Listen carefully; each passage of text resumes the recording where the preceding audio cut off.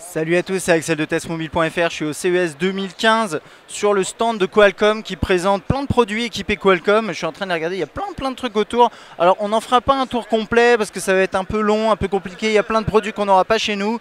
Mais je voulais juste vous montrer un produit qui est assez intéressant. C'est il me semble que c'est le smartphone le plus fin du monde.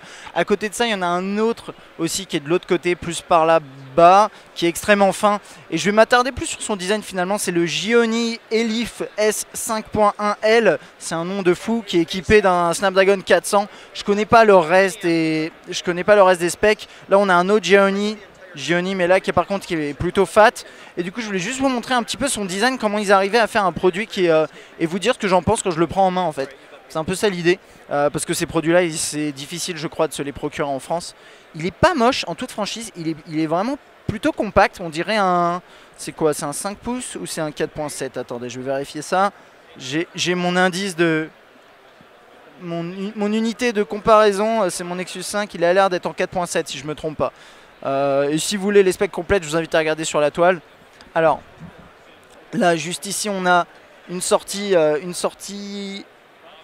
audio, caméra frontale, touche on, accueil menu retour.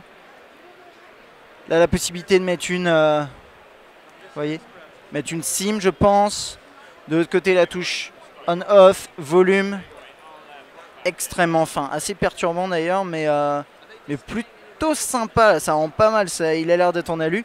Ici le jack, à l'arrière une plaque en verre, semble-t-il, avec l'appareil photo juste ici.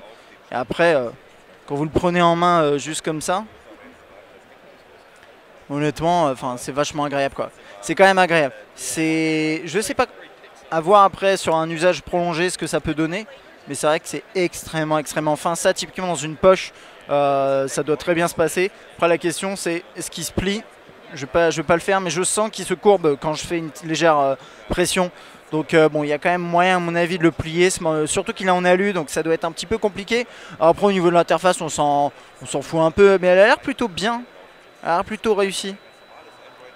Bon là c'est en... Non, c'est en anglais, mais c'est optimisé à mon avis pour le marché chinois. Mais en tout cas ça reste quand même un beau produit, ça reste un beau produit. Donc voilà, n'hésitez pas à regarder si vous voulez plus d'informations sur ce terminal sur la toile. Je ne sais pas si on peut l'acheter en France. Dites-moi s'il y a moyen de se le procurer, j'imagine sur internet, ça doit être possible. Et à quel prix? N'hésitez pas à mettre l'info dans les commentaires. On fait des vidéos collaboratives. Et puis moi je vous dis à la prochaine. Allez, salut!